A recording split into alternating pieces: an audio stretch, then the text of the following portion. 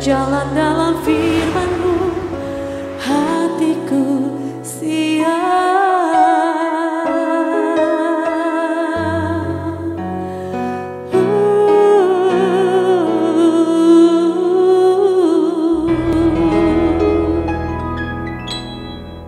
Salam God Lover yang dikasihi oleh Tuhan Yesus, senang boleh kembali berjumpa dengan saudara dalam program Rise and God malam hari ini bersama Diaspora TV.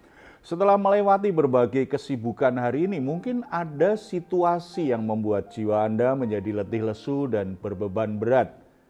Apapun situasi yang sedang saudara hadapi saat ini, jangan pernah menyerah. Sebab Tuhan mengundang kita semua untuk mengalami kelegaan. Ini yang Tuhan katakan kepada kita. Marilah kepadaku semua yang letih lesu dan berbeban berat. Aku akan memberi kelegaan kepadamu. Puji Tuhan. Undangan yang luar biasa dan janji Tuhan yang luar biasa. Mari kita responi dengan iman kita datang kepada Dia dalam doa. Bapa di surga, kami ucap syukur, anugerah-Mu begitu sempurna dan setiap hari Tuhan mengundang kami untuk menghampiri tahta kasih karunia-Mu. Bapa, kami hampiri Engkau, kami membawa seluruh kehidupan kami, beban berat yang sedang kami alami, situasi sulit yang sedang kami alami, pergumulan-pergumulan kami. Kami sangat percaya Engkau peduli, Engkau akan mengubahnya menjadi sebuah kelegaan. Kami tidak lagi tertekan, kami tidak lagi berbeban berat, karena kuat kuasa-Mu lah yang menopang hidup kami. Bahkan kami sangat percaya tidak ada satu masalah pun yang tidak bisa Tuhan tolong. Bapa, kami siap untuk mendengar firman-Mu. Mari berbicaralah kepada kami lewat kebenaran firman Tuhan hari ini dalam nama Tuhan Yesus Kristus. Amin. Saudara-saudara yang dikasihi oleh Tuhan Yesus Kristus, hari Kamis menjelang kematian Yesus, menjelang Yesus ditangkap kemudian diadili dan disiksa dan harus tergantung di atas kayu salib. Itu waktu yang patut kita renungkan secara khusus. Banyak gereja menyebut hari Kamis itu sebagai hari Kamis Putih. Nah, hari ini waktu yang tepat bagi kita merenungkan kembali betapa luar biasanya kasih karunia Tuhan Yesus kepada kita, orang berdosa itu. Kita perlu merenungkan perbedaan yang begitu luar biasa, begitu kontrasnya antara manusia yang berdosa dan Tuhan Yesus yang kudus, sempurna, tanpa cacat celah. Kita bisa melihatnya di Matius pasal 26. Itu menjadi sebuah gambaran luar biasa bagaimana kasih karunia Tuhan kepada manusia yang berdosa, yang benar-benar sangat kontras sekali, yang benar-benar sangat tidak layak untuk Yesus mati menggantikan dosa-dosanya. Tetapi itu yang dilakukan oleh Allah, itu menunjukkan kasih karunia Tuhan itu memang benar-benar sempurna. Ada gambaran yang kontras antara Yesus dan para murid, terutama Yudas Iskariot dan Simon Petrus. Mari kita lihat dari sisi manusia, kita akan lihat dari sisi Yudas Iskariot dan Petrus yang menggambarkan bagaimana berdosanya manusia dan ketidaklayakan manusia sebenarnya untuk dikasihi oleh Allah. Kita baca Matius pasal 26 ayat 14 sampai 16. Kemudian pergilah seorang dari ke-12 murid itu yang bernama Yudas Iskariot kepada imam-imam kepala. Ia berkata, "Apa yang hendak kamu berikan kepadaku supaya aku menyerahkan dia kepada kamu?" Mereka membayar 30 uang perak kepadanya. Dan mulai saat itu ia mencari kesempatan yang baik untuk menyerahkan Yesus. Saudara-saudara, Yudas Iskariot adalah bendahara yang dipercaya oleh Yesus mengelola keuangan dari tim pelayanan mereka.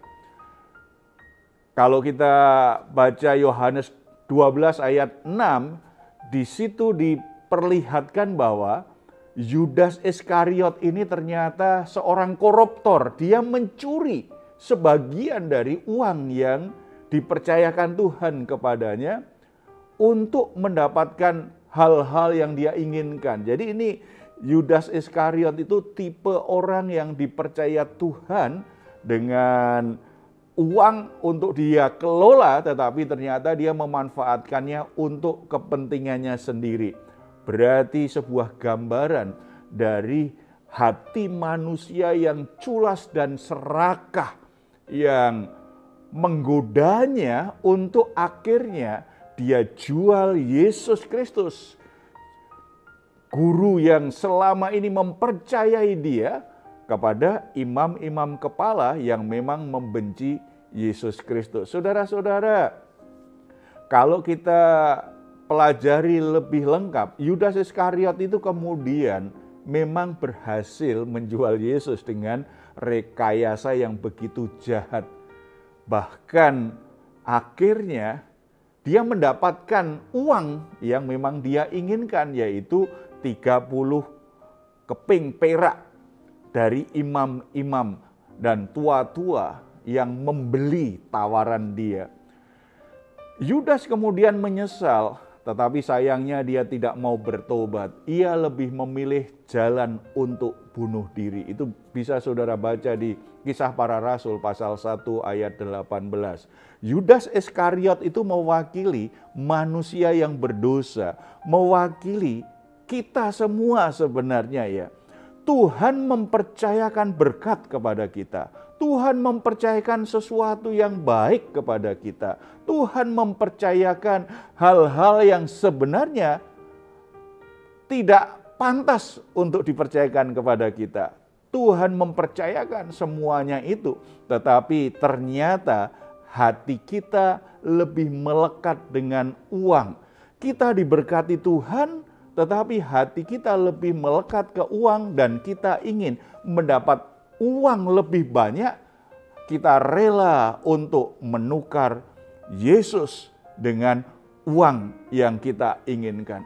Betapa banyak orang-orang yang mengaku murid Yesus Kristus, tetapi dia lebih memilih uang, lebih memilih jabatan, lebih memilih hal-hal yang sifatnya materi, hal yang sifatnya sementara, daripada teguh berpegang pada imannya kepada Yesus. Bukankah ini menggambarkan kehidupan manusia yang mengkhianati kepercayaan Tuhan, yang mengkhianati apa yang Tuhan sudah taruh dalam hidupnya? Kalau kita menengok ke belakang lebih lanjut, bukankah ini juga yang dilakukan oleh Adam dan Hawa? Manusia pertama ini dipercaya oleh Allah untuk mengelola Taman Eden. Dengan kepercayaan dan berkat yang begitu luar biasa, semua boleh engkau nikmati yang ada di taman ini. Hanya satu saja buah ini yang tidak boleh. Tetapi ternyata yang satu itu pun dia tetap rampas. Dia tidak lagi peduli dengan perintah dan ketetapan Tuhan. Dia melanggar perintah itu. Itulah manusia yang suka berkhianat dan suka melawan apa yang Tuhan katakan. Contoh yang kedua adalah Petrus. Petrus juga orang yang sangat dipercaya Tuhan sebenarnya. Petrus itu terlalu membanggakan dirinya. Kalau kita bandingkan dengan murid-murid yang lain, Petrus adalah salah satu murid Yesus yang sangat menonjol. Dia punya semangat dan keberanian yang tidak perlu diragukan lagi. Maka tidak heran ketika Yesus memperingatkan dia bahwa dia nanti juga akan menyangkal Yesus dengan penuh kebanggaan. Ia berkata seperti ini. Mari kita membuka pasal 12 tadi, Matius 26. Kita baca ayat yang 33.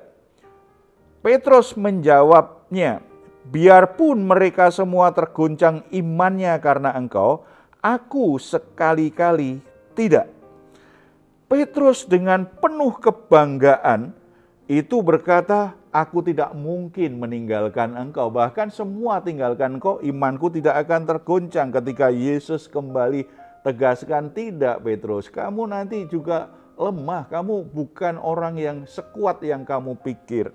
Ayat 35, Petrus kembali berkata, sekalipun aku harus mati bersama-sama engkau, aku tak akan menyangkal engkau. Semua murid yang lain pun berkata demikian. Saudara-saudara, ini kan menunjukkan Petrus itu sangat percaya diri sekali, yakin bahwa dia tidak mungkin terguncang imannya apapun yang terjadi. Membanggakan kekuatannya, membanggakan apa yang dia yakini. Tetapi Yesus tahu bahwa Simon Petrus tidak sekuat yang dia pikirkan. Karena memang faktanya kemudian terlihat. Ketika Yesus ditangkap dan diadili, Petrus melakukan penyangkalan 3 kali, persis seperti yang dikatakan Yesus. Namun berbeda dengan Yudas Iskariot, yang dalam penyesalannya dia tidak mau bertobat, tetapi lebih memilih jalan untuk bunuh diri. Simon Petrus ini begitu sadar dia sudah menyangkal Yesus, kemudian dia bertobat dan kembali mengikuti Yesus Kristus. Bahkan dipakai Tuhan luar biasa kemudian untuk membangun gerejanya, untuk memimpin jemaat mula-mula. Saudara-saudara, Petrus mewakili orang yang dengan penuh kebanggaan berpikir dia kuat, dia perkasa, dia tidak mungkin bisa menyangkal Tuhan, tidak mungkin dia lemah imannya karena dia punya banyak kisah bagaimana dia memang orang-orang yang hebat sebagai orang yang mengikut Yesus. Tetapi dia lupa bahwa sebagai manusia tetap ada kelemahan. Sebagai manusia tetap ada kekurangan. Akibatnya karena dia membangun hidupnya atas kebanggaan dirinya ini, dia benar-benar gagal. Saudara-saudara, dari Yudas Iskariot dan Simon Petrus kita disadarkan bahwa sebagai manusia kita sangat tidak layak untuk mendapatkan kasih Tuhan, untuk diampuni Tuhan, untuk bisa ada dalam hadirat Tuhan, menikmati persekutuan dengan Allah yang Maha Kudus. Tetapi puji Tuhan, karena di sisi yang lain, Yesus itu menjadi pribadi yang sempurna, yang rela memberi dirinya untuk orang yang dikasihinya, yaitu orang-orang yang berdosa seperti saya dan saudara. Berbeda dengan Yudas dan Petrus, Yesus tetap dalam misinya untuk menebus dosa manusia. Yesus tahu Yudas mengkhianatinya. Yesus tahu Petrus akan menyangkalnya, tetapi dia tetap memberi dirinya menjadi korban penebusan dosa-dosa manusia. Yesus kemudian memimpin perjamuan kudus, perjamuan terakhir seperti seorang kepala keluarga yang membagikan berkatnya kepada anak-anaknya. Tidak ada kemarahan, tidak ada kebencian atau siasat untuk menghabisi atau membalas niat jahat dari murid-muridnya yang durhaka itu. Sama sekali tidak ada. Yang ada adalah Yesus mengalirkan berkat-berkatnya dari dirinya melalui roti dan anggur, dan puncaknya nanti melalui kematiannya di atas kayu salib. Bahkan ketika akhirnya dia berdoa di Taman Getsemane dalam pergumulan yang berat, karena dia tahu sebagai pribadi tanpa dosa, dia harus menanggung dosa seluruh umat manusia yang begitu jahat, begitu kotor.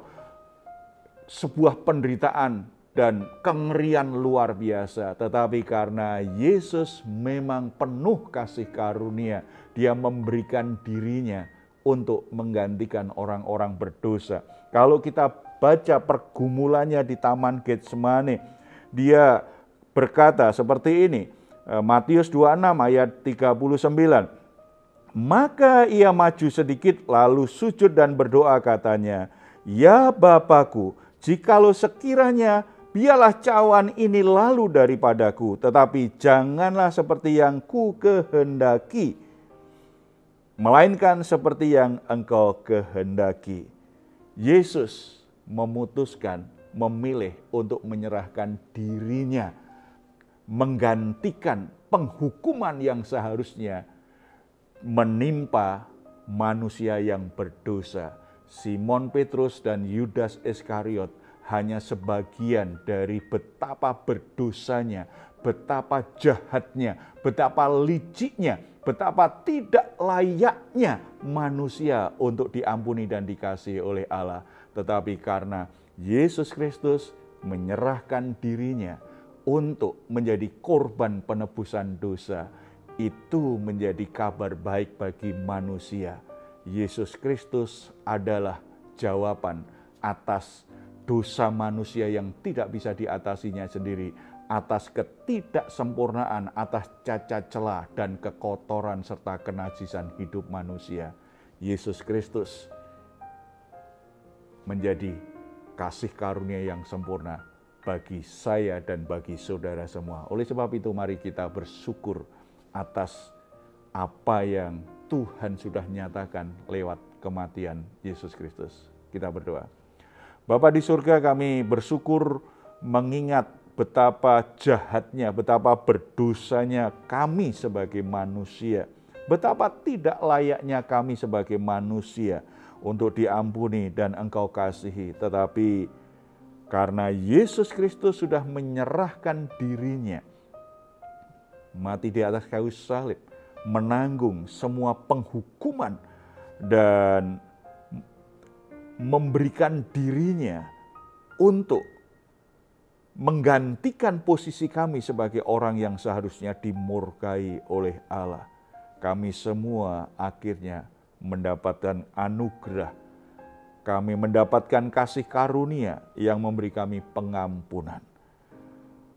Biarlah apa yang kami dengar ini menyadarkan kami betapa kami sebagai manusia seringkali hanya berpusat pada diri sendiri, kebanggaan diri sendiri.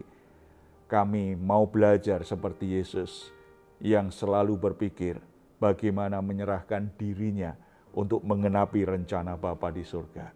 Menyerahkan dirinya untuk menyelesaikan pekerjaan Bapa di dunia ini. Sehingga hidupnya di dunia ini menjadi sangat bernilai, sangat berarti. Itu juga kiranya yang kami lakukan. Apapun yang terjadi dan apapun yang kami lakukan.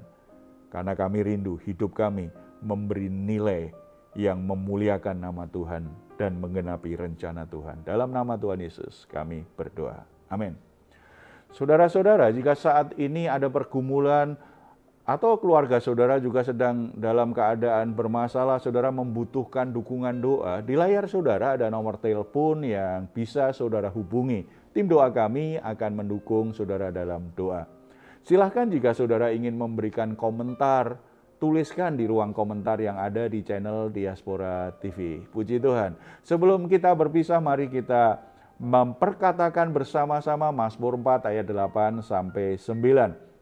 Engkau telah memberikan sukacita kepadaku lebih banyak daripada mereka ketika mereka kelimpahan gandum dan anggur. Dengan tentram aku mau membaringkan diri lalu segera tidur, sebab hanya Engkaulah ya Tuhan yang membiarkan aku diam dengan aman. Puji Tuhan, selamat beristirahat. Doa saya senantiasa untuk saudara semua, saudara sungguh-sungguh boleh mengalami rest and God malam hari ini. Tuhan Yesus memberkati kita semuanya. Salam. Hatiku siap